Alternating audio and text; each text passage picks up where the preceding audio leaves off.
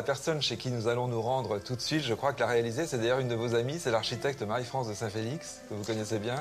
Oui, elle a fait un endroit complètement spectaculaire, amusant, plein d'esprit et très très joli. Vous nous accompagnez, on va lui rendre visite tout de suite. Je vous propose d'aller à quelques enjambées de la Bastille, voir un endroit vraiment particulier. C'est à côté du canal Saint-Martin à Paris que l'architecte Marie-France de Saint-Félix a transformé un vieux garage et des caves en un appartement qui lui rappelle ses voyages. Pour ce lieu, j'ai été inspirée par un voyage dans le désert où j'ai rencontré les couleurs ocre que j'ai remises ici, qui sont des couleurs de soleil, très chaleureuses, très sensuelles, les voûtes ici qui ont été travaillées à la main, etc. L'eau, qu'on appelle les gueltas dans le désert. Mais avant d'en arriver là, il a fallu à Marie-France beaucoup d'imagination et de courage. Alors je rentre dans ces lieux, c'était horrible. Il y avait beaucoup de bruit. Il n'y avait pas de clarté. C'était un lieu humide. Alors j'ai dit, bon oui, bruyant, humide, pas d'aération. Donc ces problèmes-là, je les ai pris en main et je les ai traités tout de suite. Ça a été, au fond, un espèce de challenge, de sortir ce lieu horrible, oui, horrible, et d'en faire ce que l'on voit aujourd'hui, qui est vraiment agréable à vivre, enfin pour moi et pour les gens qui y viennent. En tout premier lieu, je me suis dit que j'allais amener la clarté en faisant 2 ouvertures sur la rue. Ensuite, j'ai ouvert la porte du garage et j'ai fait des portes normales et l'ensemble avec des doubles vitrages, dépolis pour ne pas que l'on voit à l'intérieur. J'ai réussi sur l'ensemble de cet endroit qui avait 55 mètres carrés lorsque je l'ai acheté, y compris les caves, j'ai réussi à obtenir à la fin des travaux 70 mètres carrés en rétablissant la périphérie des murs.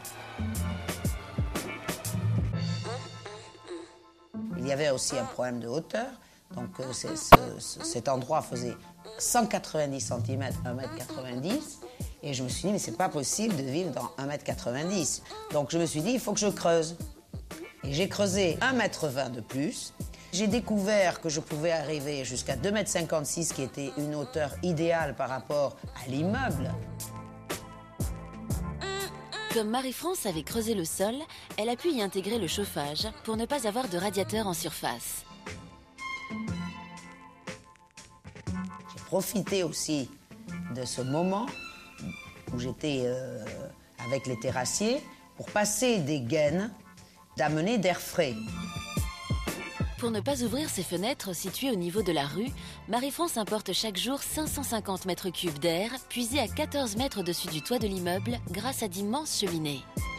À propos du transfert d'air qui arrive donc du toit de l'immeuble, passe à travers une gaine qui fait 125 cm de diamètre, derrière ce mur en angle, donc en vertical, et tout d'un coup s'en va en horizontal, en sol, donc toujours par une gaine, qui traverse cette pièce pour aboutir dans un local technique que je vais vous faire visiter.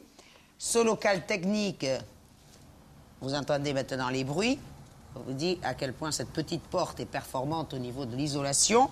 Et nous allons rentrer dans ce local technique qui fait 1,20 m à 1,30 m de haut, piège à son, l'air arrive ici.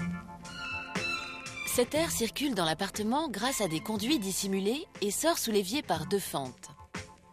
L'air usé est aspiré ensuite par une bouche cachée dans le local technique. Donc on sent très très bien qu'on respire ici alors qu'on est très fermé, complètement clos. Comme c'était une pièce en rez-de-chaussée, j'ai préféré avoir une cuisine ouverte parce que je voulais un salon avec une cuisine, avec le grand écran de télé, avec une cheminée, avec ma bibliothèque. Je voulais un espèce de grand confort. La cuisine se voit dès l'entrée. C'est pourquoi Marie-France a choisi de beaux matériaux. Bois de sycomore pour les placards et marbre jaune pour la table-bar qui dissimule des rangements sur l'une de ses faces, tout comme les autres meubles. Au rez-de-chaussée, la salle d'eau tout en béton est petite, mais très confortable. En guise de tapis de douche, Marie-France a incrusté dans le sol des galets trouvés en Grèce. Alors, nous nous trouvons ici dans le deuxième salon qui a été installé et créé dans des caves. J'ai voûté ces caves. Les plafonds étaient très tendus, je les ai beaucoup arrondis. Par contre, j'ai bien rigidifié et j'ai bien fendu les murs pour donner accès à une autre pièce qui était si petite et de forme inconfortable, je n'ai pu mettre qu'un lit. Dans cette pièce, je n'ai pas voulu trop de meubles.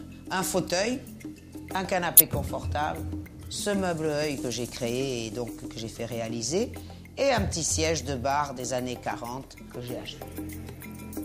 Ayant beaucoup travaillé sur ce lieu, obtenant d'assez bons résultats, je me suis dit, mais il reste cette pièce et que vais-je faire de cette toute petite pièce voûtée que j'avais bien travaillée. Tout d'un coup, j'avais très très mal au dos après tant de travaux, de réflexions. Je me suis dit, mais après tout, je suis une ancienne nageuse, je dois nager sur le dos, je vais me créer un bassin. J'ai monté ce mur de béton, j'ai fait l'ensemble de l'étanchéité, j'ai appelé mes maçons, j'ai tout refait un circuit technique. Et voilà aujourd'hui le cadeau merveilleux que je me suis fait dans Paris, qui est un véritable petit bijou